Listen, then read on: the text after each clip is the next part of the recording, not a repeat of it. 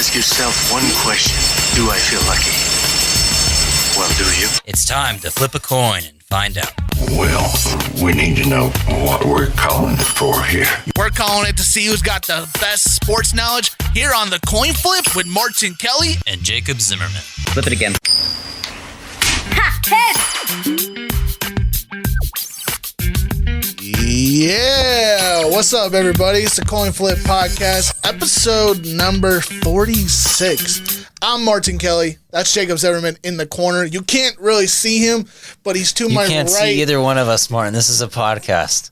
You can't see either one of us, but to my right, sitting in the corner with his backpack to his right, with his gummy bears to his right, and he's got papers and phones and headphones and his shaggy hair, is Jacob Zimmerman. What's up? How's it going? Welcome into the episode.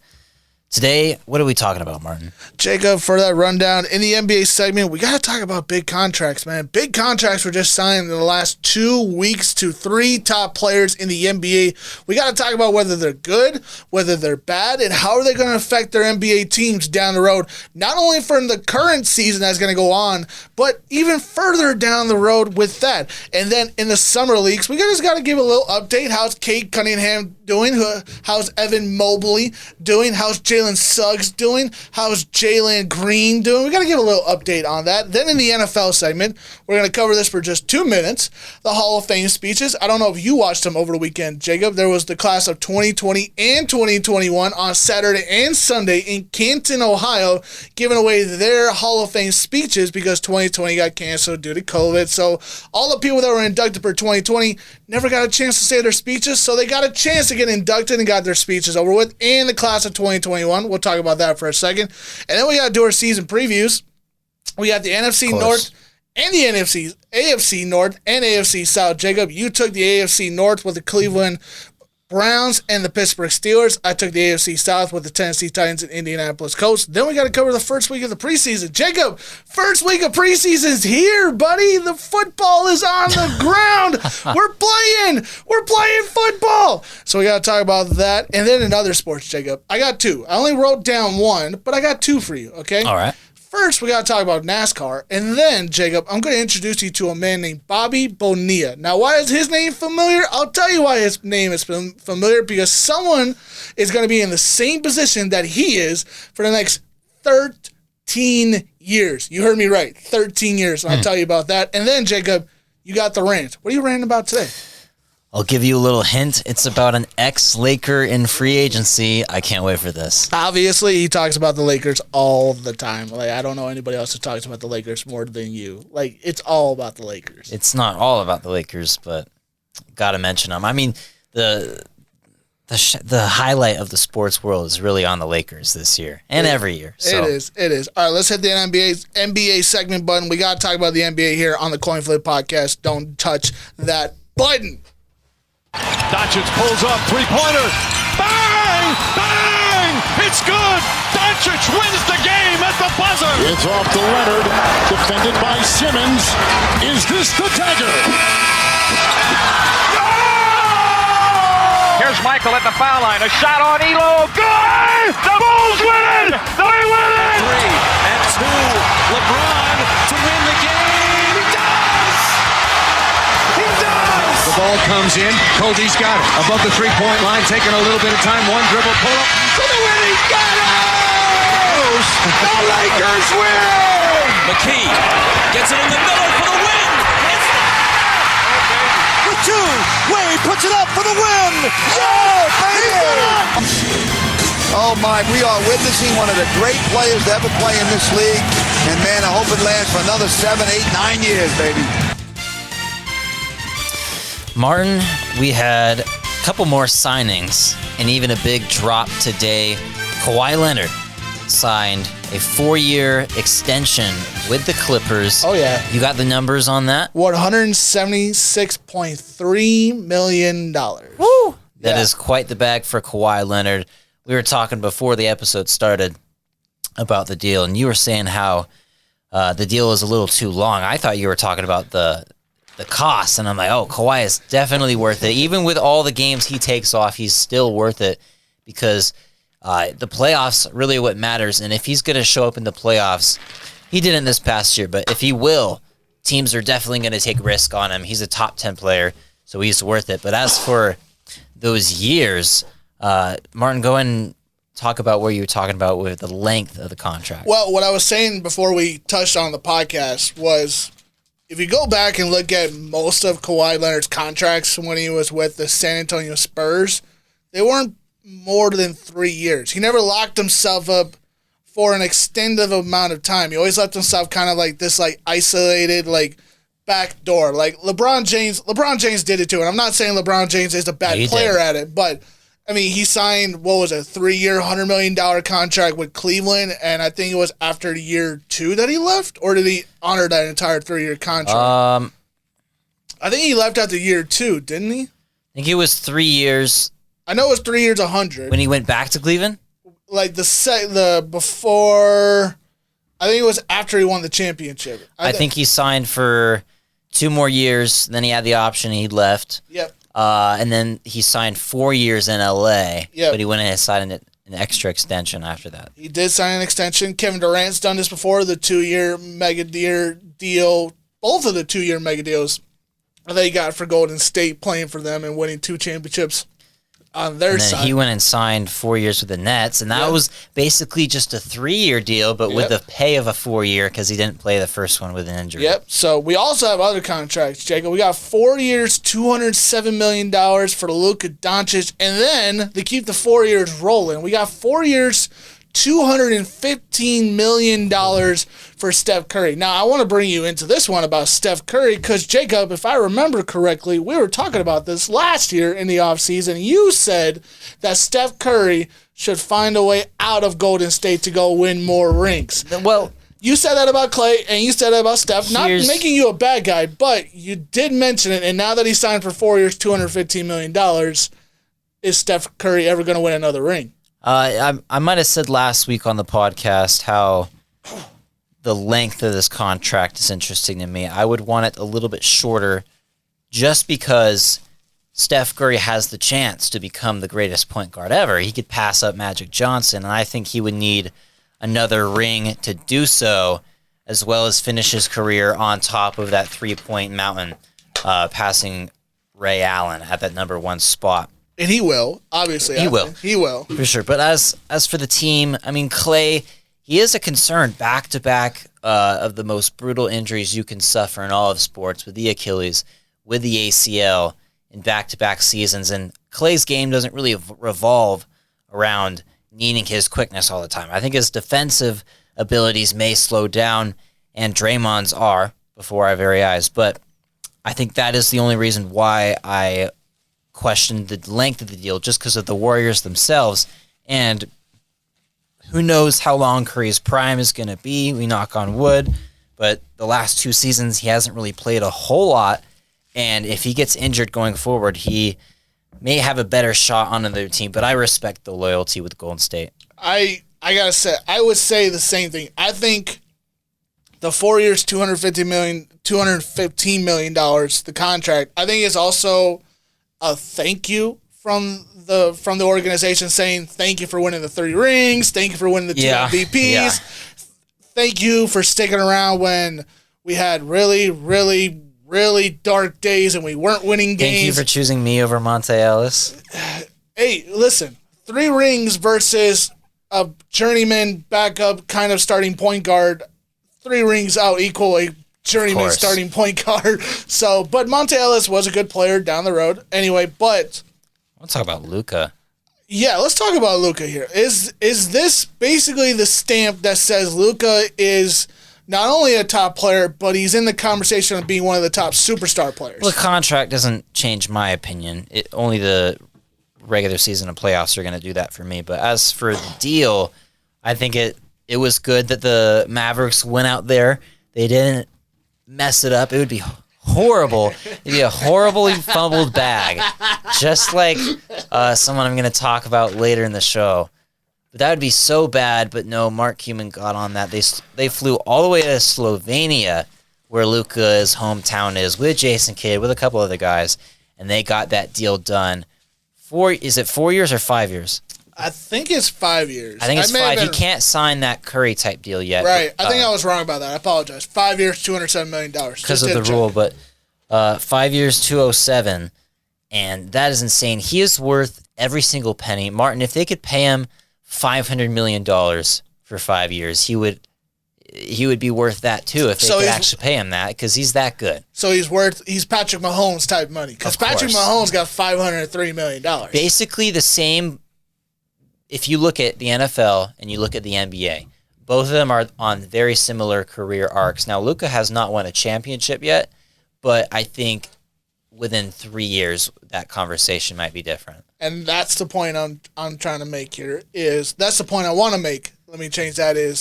I believe the contract is worth the money for Luka, but everybody else on the Mavericks has to show up. Like it's.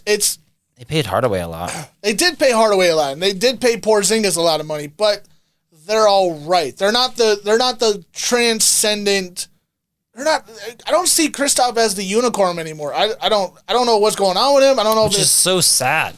I don't know if it's his psyche ability. I don't know whether he wants to drive it to the basket anymore, but he does not want to get into the lane, and he does not want to bang knees, anything, hands. He doesn't want to get anywhere near the post. He stays away from it like it's cancer. He is either mid-range or three-point shots, and it's the same thing for Hardaway.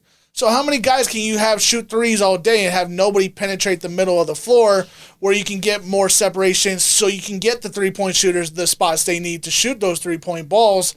And when everybody's just on a three-point line guarding you, Luka can only do so much. So Luka deserves the money. He's obviously arguably one of the top 15 best players in the game, but everybody else on his team are just pretty much average or ass. It's basically the way to say it. For anybody listening that's not familiar with Luka Doncic, I mean, we've only been talking about Luka Doncic for 2 years in the media, and so it might be kind of crazy for people to think, wow, he's already getting paid $200 million, but he's that good.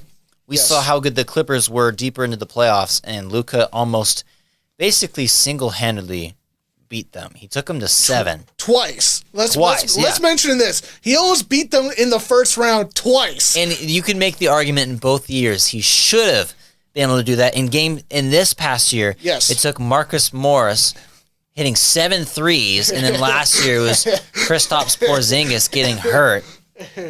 Imagine that.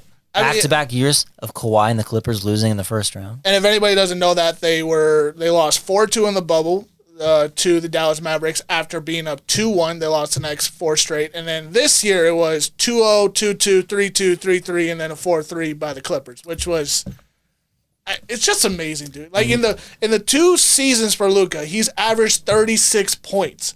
Not in the playoffs? In the playoffs. Not just 16, not a decent 26. We're talking Michael Jordan, James Harden level numbers of 30 plus. And that's ridiculous. The only real harp on Luka's game is that he's inefficient from 3, but in the playoffs, when it actually matters, he shot above 40% from 3. So that Skip Bayless argument does not really hold strong, and I think Luka is actually one of the best shooters in the league when it comes to this is a shot that matters. He does have some pretty wild shots from time to time, and I think he feels a lot of pressure to chuck up a lot of shots when he feels his teammates aren't showing up, and I don't blame him for that at all. But if his teammates can show up, his efficiency is only going to go up, and he's just going to get scarier and scarier. I know it's not possible, but I would love to see a step-back three-point competition by James Harden and Luka Doncic, and I want to see how many they can make. Because both of them are the masters of that step-back. They drive inside, they get you moving, they step back behind the three-point line, and they fade away and shoot those shots. It's a fun move to do. It's a fun I've move. seen you do it, too. I've seen Jacob Zimmerman pull that move off, and I'm just like, oh my God, it's going in. What the hell? Okay, it's very tough because you, on a regular jump shot, you're jumping and you're actually jumping a little bit forward, but on this one, you're moving back, and so when you jump, it's not the same amount of power, and so you have to put a lot more on the shot, and so to have that recognition of realize, okay, I'm in this exact spot on the court, and then you got to imagine you're taking a jump shot from 4 or 5 feet back. It's basically the same amount of power. Yep. There you go. Basic basketball logic 101 some by analysis right Jacob there. Zimmerman. But anyway, I think all the contracts. I think what we're trying to get to is all the contracts are reasonable. All the contracts are pretty good, like however you want to say it. But I think they're pretty good in their own sense. I think they're right for the players. We're gonna see how well this goes down the road because this might affect the teams down the road. It might. And also in the NBA, let's talk about Summer League. Let's talk about the Summer League. Let's talk about some of the top players from the Summer League. I don't know if you got a chance to watch. I've been watching. Cade Cunningham and Jalen Green, the top 2 picks from the draft, went at each other a couple days ago in the Summer League. Jalen Green had more points, but Cade Cunningham had a more effect on the floor. I think his team won. Don't hold me to that, but I believe the Pistons won over the Rockets. Not a shocker. Both teams are terrible. Jalen Suggs has been playing. He's playing. I apologize. I could not remember his first name, but Midgard used to play at Grand Canyon University, who recently just played against Dixie State in the shortened kind of season that it was for college basketball. So he's on their starting 5 in their summer league, and Jalen Suggs is playing with him, who's averaging more than 14 points per game so far in the 3 games that have gone down for the Orlando Magic. And Evan Mobley, the top pick from the Cleveland Cavaliers, has been doing okay. It's all right. Not bad. But Jacob, just staying on the summer league just a little bit, but backtrack to the draft. We were talking about this off the air. Isn't it crazy that Toronto was number 4, Jalen Suggs was available at number 4, yet he goes 5 to the Magic, and... I'm of the opinion that Suggs is going to be the best player from this draft. Really? Yeah, that buzzer beater he hit in March Madness, absolutely insane. We got to watch him go undefeated all year long, play as a freshman on Gonzaga, and basically be the leading force of that team. Arguably, a powerhouse team. Get him all the way to the national championship game just to lose. It was heartbreaking. I don't know what else he could have done in his college career to have him projected higher. But hold on. Am I hearing you right? Are you saying Jalen Suggs will be better than Cade Cunningham? Yes. Cade Cunningham was the predominant runaway right now, first overall draft pick. It was not dominant runaway, but I think as of right now, I'm taking Jalen Suggs as the best player. He had a great block with under 30 seconds left in a really close game, just a turnaround block. He was the one guy on defense, and it was a 2-on-1 fast break, and he got a block as a point guard. All right, step up. Well, I'm going to keep that because the Pistons and the Magic will obviously meet up later down the road, and the fact that it'll be Cade Cunningham versus Cole Anthony and Jalen Suggs, 3 potential top 15 superstar players in the league, will all match up on one night. What's with all these teams just drafting a bunch of point guards? I mean, Davion Mitchell's been playing really well for the Kings, but they already have a bunch of point guards. But Cole Anthony can switch over to the 2 and he can shoot. He had that shooting ability when he was at North Carolina. He wasn't just shooting 15 points per game. He had nights where he was shooting 30 plus. He can go step over to that spot, or he can have Suggs step over to the 2 spot and shoot as well. He was a shooter, and he was the leading scorer for the... I guess, in this modern NBA, when every point guard's a combo guard. Yeah, it works. So that is the NBA segment right there. Let's move on to the NFL segment. Jacob, we got to talk about the Hall of Fame. We got to talk about season preview and the preseason. It's back. Ice up, son. Ice up. Sanders still on his feet. Sanders is gone. Barr with daylight and time goes for the whole thing. Touchdown! Green Bay leads. Brett Favre. Rice. He's open. No flags are down. Touchdown. And here's a sack. Lawrence Taylor comes over the top. Leon left. No. DeLone fires to an open Smith. Steve Smith is going to go all the way. No flags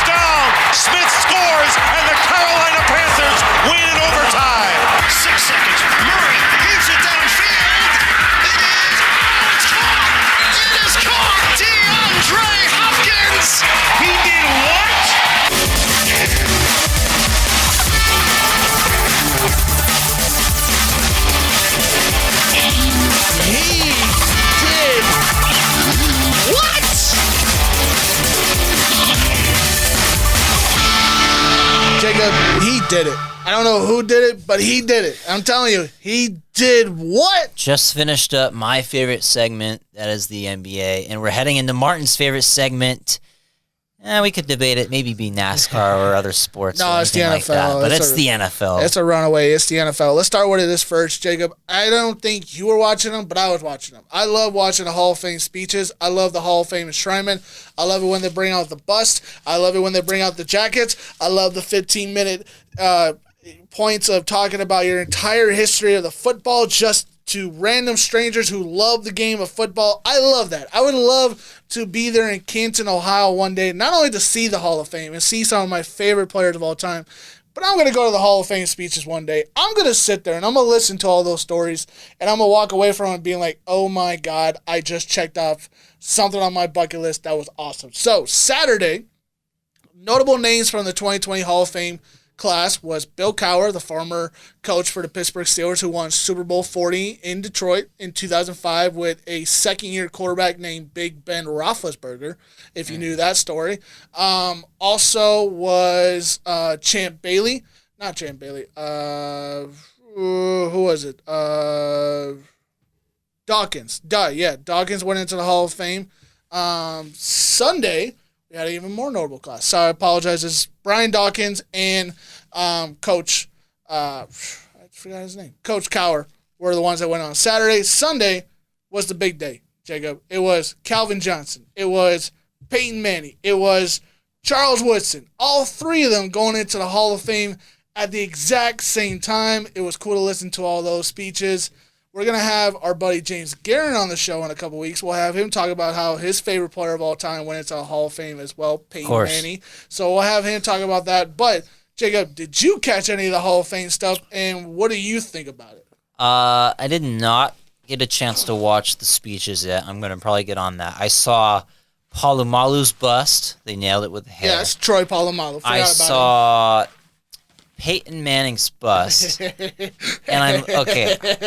You're cracking up, but I'm dying because Peyton Manning's bust instantly around social media. If you follow NFL stuff, you've already seen it, but there was a fake bust photoshopped of Peyton Manning, and we're like, and his forehead was stretched out. We all know as he got older, his forehead grew bigger and bigger and bigger. And I'll tell you what, Martin, and I'm standing by this. The fake bust looks more like Peyton Manning than a real bust, 100%.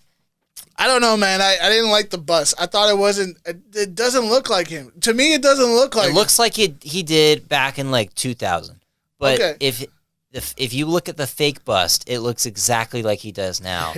And let me just say that one looks more like, it looked way more like the Peyton Manning standing right next to the bust than the actual bust himself. You know what's shocking about Peyton Manning? I'm not saying this in a bad way, and it's the same thing with Eli. I did not know they were married, and I did not know they had kids until I saw them at the Super Bowl. Well, I just assume. When I saw Peyton have 2 kids in his arms and his wife at Super Bowl 50, I'm like, wait a minute, Peyton Manning's married? I didn't know and that. You know, one day, speaking of Hall of Fame, there's another Manning, Arch Manning, the nephew. Who they argue. I don't think it's right. They argue that he has a better arm than Peyton. Well, I think he's top-ranked quarterback in his class. I could be wrong. And he's a potential Clemson lander. So he might go to Clemson and make even the Clemson-Alabama thing even more. I can already see the media. Media's going to go crazy for that one. They want him to go to Ole Miss because of Ole Miss and the Mannings and all that ties, but Peyton going to Tennessee and Eli going back to Ole Miss, and they want him to go to Ole Miss because that's their school. And Archie Manning, who's the top man of all this Manning family, went to Ole Miss. His son Cooper went to Ole Miss. Peyton went to Tennessee. Eli went to Ole Miss. So that whole entire thing is kind of funny to watch. But nonetheless, that is that. Jacob, let's jump into the season previews. I'm going to hand it over to you. Let's talk about the NFC North and South. These two, I feel like, are either top-heavy or just about right in these divisions, with the Cleveland Browns and the Pittsburgh Steelers, two arch rivals. They hate each other. They hate each other with a passion, Jacob. They tied one game 4 years ago. They missed back-to-back field goals, both teams, to tie. And now they have the potential of winning the division. What are we going to see from the Cleveland Browns and the Pittsburgh Steelers? I'm going to start off with the Steelers. Last season, the Steelers went 12-4. We all know how they started 11-0. It was crazy. Losing, never heard of her. But even throughout that 11-0 stretch, there were definitely the chatter of this team's not really legit. This team's not really a Super Bowl contender. And those rumors ended up to be truth. They lost in their first playoff game, Martin. They finished the season 1-5 if you count the playoffs. Yes. And they lost to the Browns, so I'm going to talk about in just a sec. 48-37, but that's the score. Didn't even tell the story. It was kind of over in the first quarter. If you remember that game, it was just back in the springtime. It was like 35-0 at halftime. Something crazy like that. Anyway, as for who they got Juju back on a 1-year, $8 million deal. They got Tyson Alualu, Najee Harris, Pat Freiermuth, Kendrick Green, Buddy Johnson, Quincy Roche, Trey Norwood, and a couple other guys. And Trey Turner from my Carolina Panthers, who we got rid of him a year or two ago. This team is definitely looking for an identity.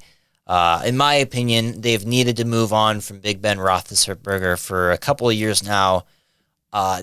We've seen it with Peyton Manning. We've seen it with Tom Brady. But outside of that, does the old quarterback thing really work, Martin, unless they're on a really small contract? No, it does not.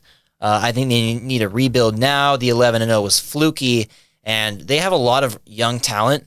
If they can just rebuild now before they pay too many guys, and they can get this team all on the same timeline, I think that's the move for the team. And then they brought in Najee Harris, who I expect to go absolutely crazy this year. If you play fantasy football, get Najee Harris on your team. As for who they lost Marquise Pouncey. He's been there forever. James Conner's been there a while.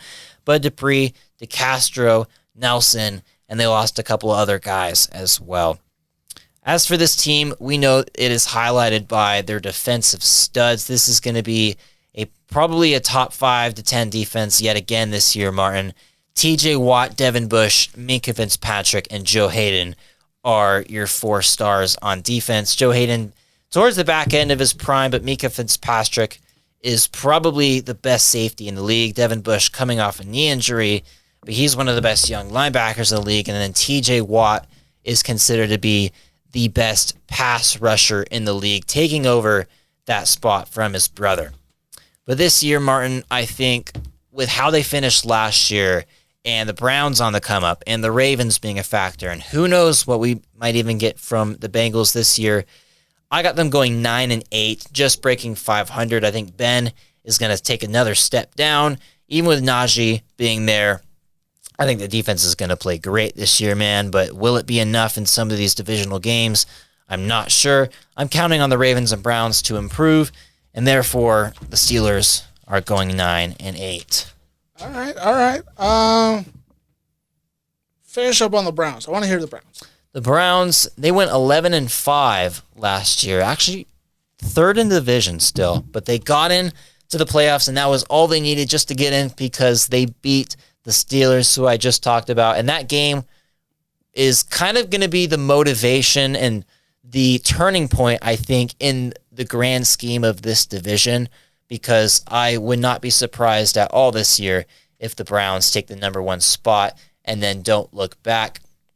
Last year, they won the wild card, but then lost to the Chiefs. I remember that game. I was at B-Dubs for that game, and Patrick Mahomes went down with an injury, Martin, and it looked like a real shot that the Chiefs were going to lose and the Browns were going to find themselves in the AFC Championship game, but that did not happen, and the rest is history. But the keys to a good season this year for the Browns, Baker's got to improve. We know that there's contract talk going on potentially about he could be up for an extension, how much he's going to get paid. Would he be the next highest paid quarterback in the league? Is he worth that much? Or is he going to be around $30 million a year? We'll have to see what happens with Baker and how well he plays this year. I expect him to improve slightly. Odell, for them to have a good season this year, Odell needs to stay healthy.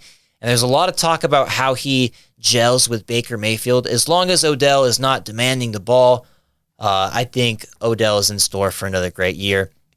Nick Chubb, he's a top 5 fantasy stud. I would not be surprised if he finishes top 5 overall in points out of every single player in the league. He's that legit.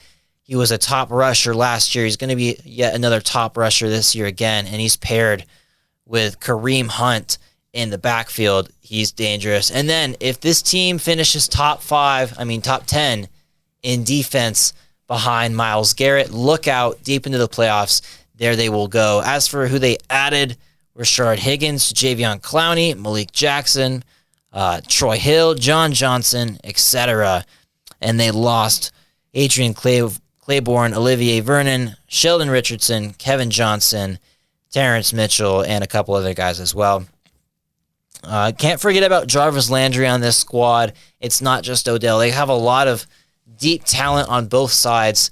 I've seen it in rankings posted from ESPN, FS1, the best rosters in football, and a lot of these lists have the Cleveland Browns in the top 5 of the best rosters in football, and I kind of agree with that.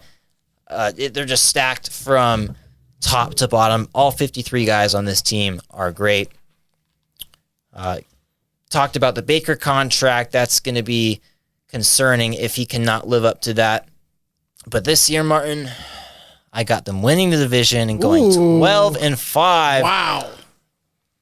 They're the 4th best team in the AFC to me. They are at the top of the second tier. They're the best team in the second tier in my eyes in the AFC, right below the Bills, Chiefs, and Titans. Those are the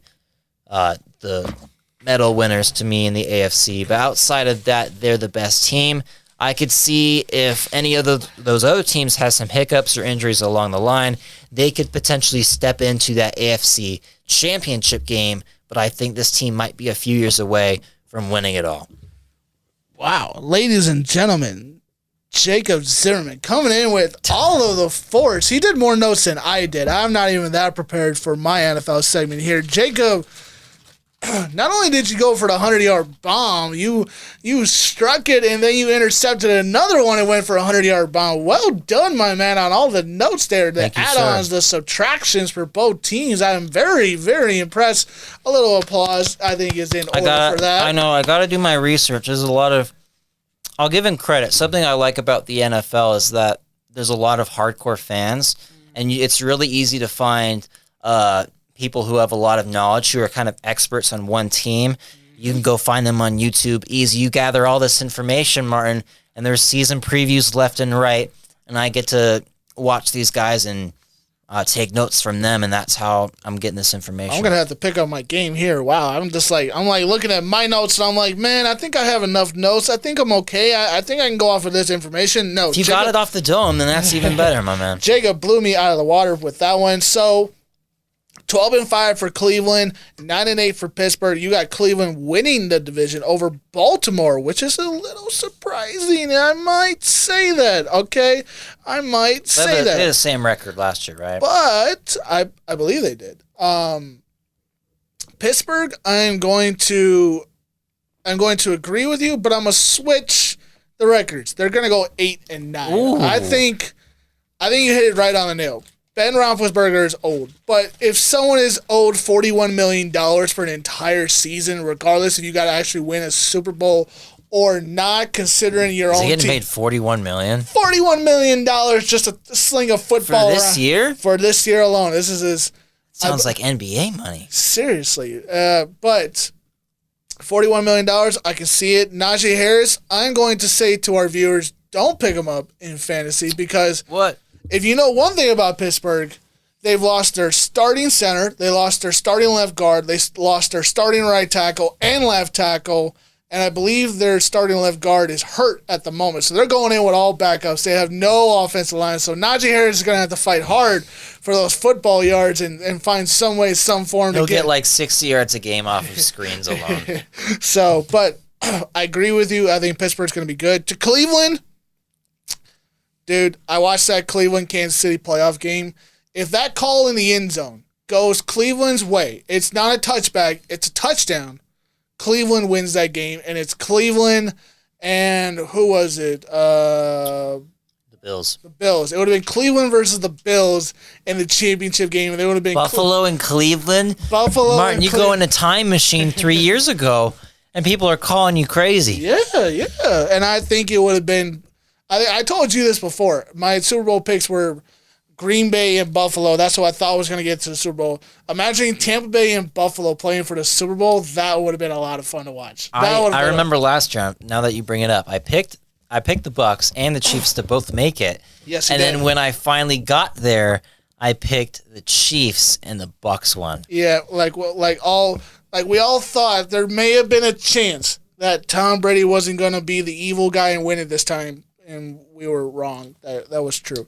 Anyway, over to the NFC South. We got to talk about this division. Now, you would think the Indianapolis Colts would be a runaway favorite. Carson Wentz, Michael Pittman, that entire offensive line that stand out, Ryan Kelly, and go down the list on all the All-Stars, the Pro Bowlers on that offensive line. Darius Leonard just signed a contract extension on the defense side of the ball. They're making adjustments. They're making good decisions all over the place.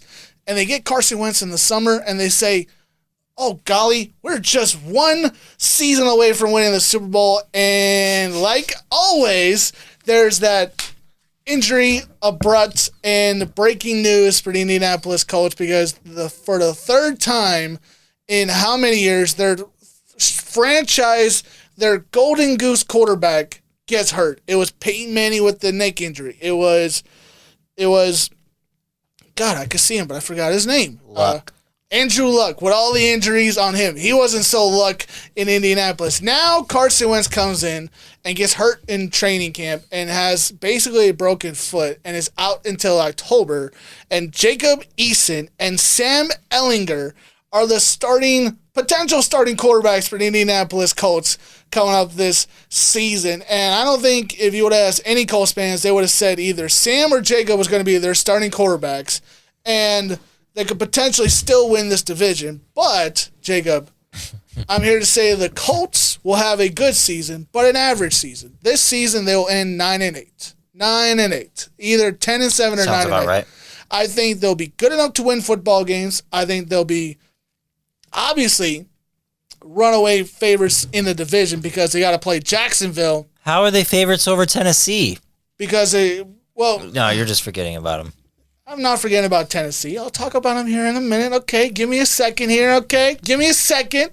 But considering Indy's got to play 4 games on the schedule against the Houston Texans, who don't know if Deshaun Watson's going to play, and the startup Clemson Tigers, who are actually the Jacksonville Jaguars.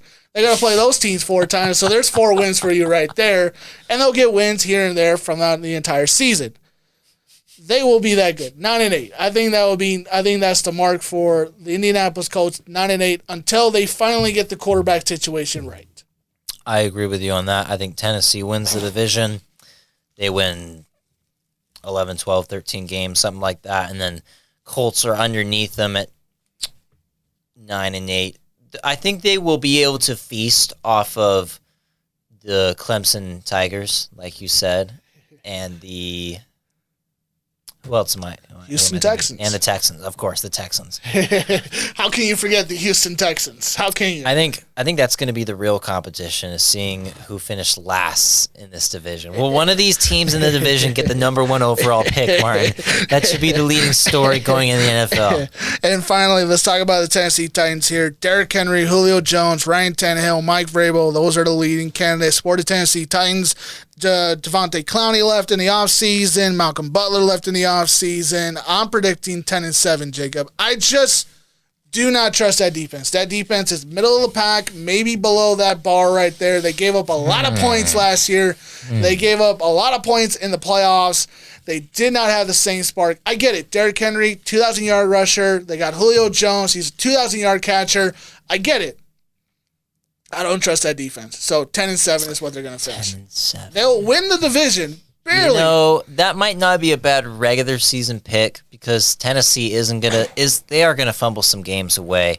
But late in the year, Derrick Henry starts churning his feet in December and defenses get tired and tight.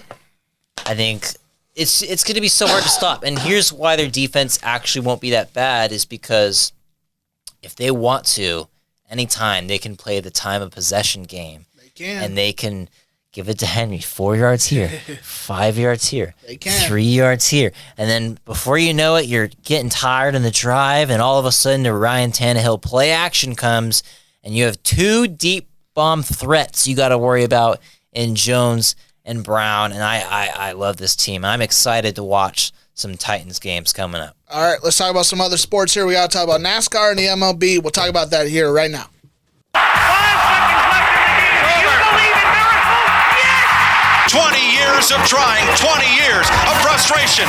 Dale Earnhardt will come to the caution flag to win the Daytona 500. And the ball is free. It's picked up by Michigan State's Jalen Watts Jackson, and he scores. There's the pass to Leitner. Puts it up. Yes! With Canerco up. And he rips one into left. Canerco, grand slam.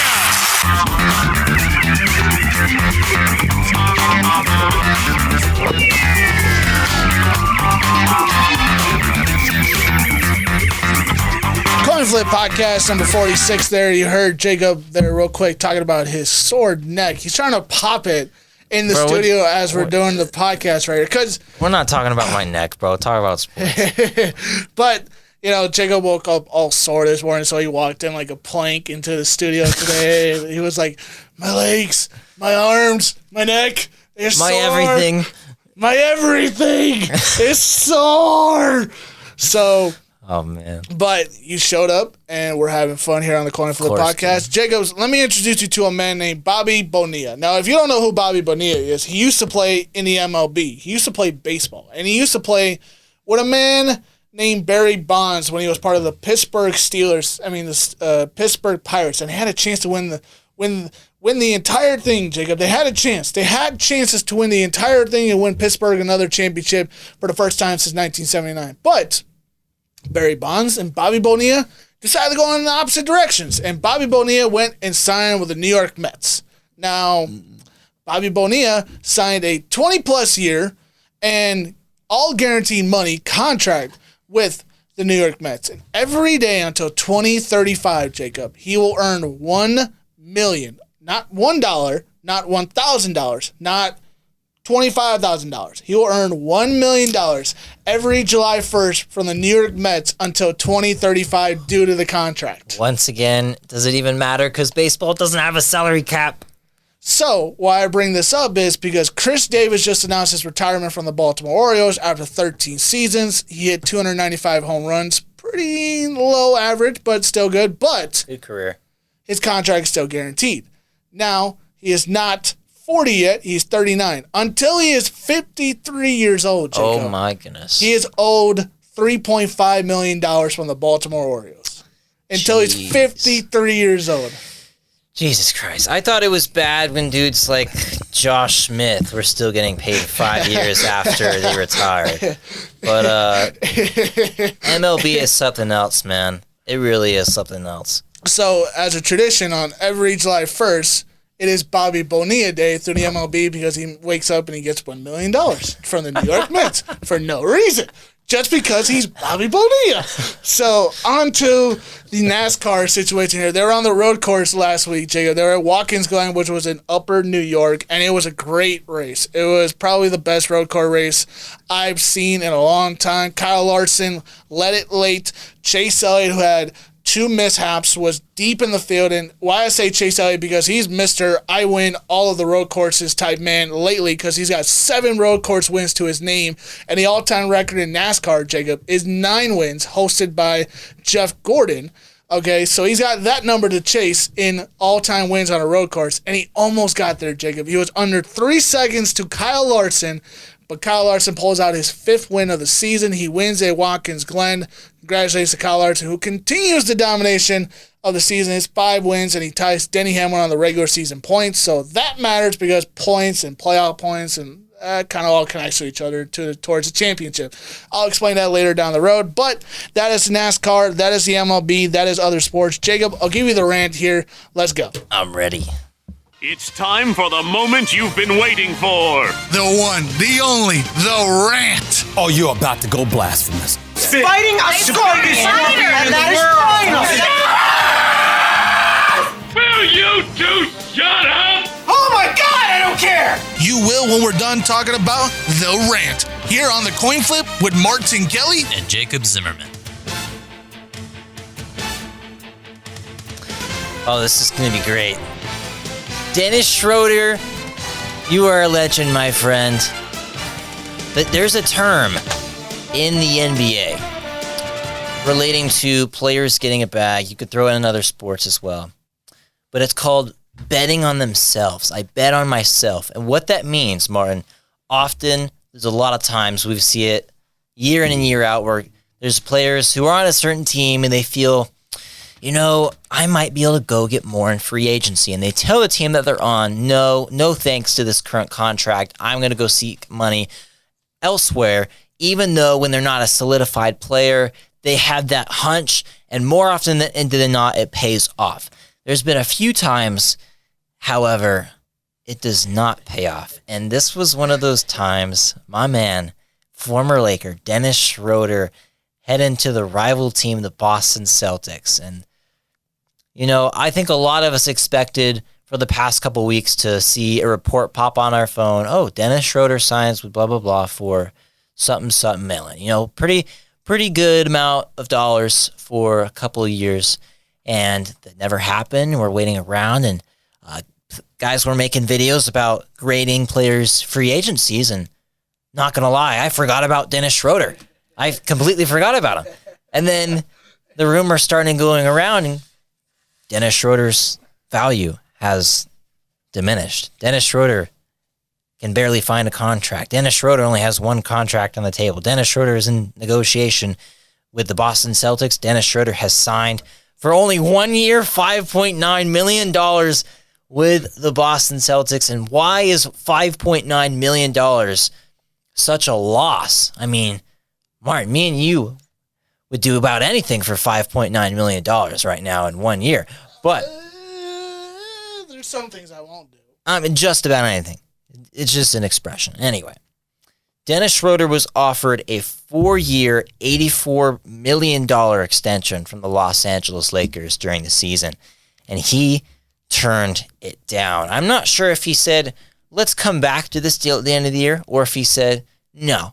But I do know that he said, I think I'm worth $100 to $120 million, and that did not happen at all. He saw $100 million vanish in the span of a couple weeks, and it's not just that the league blackballed him or there was some conspiracy against him. No, it was that he did not play well like he played on your Oklahoma City Thunder, Martin. He shined in that role right behind CP3, shared the court a little bit with CP3. He shot great from three, had a career highs.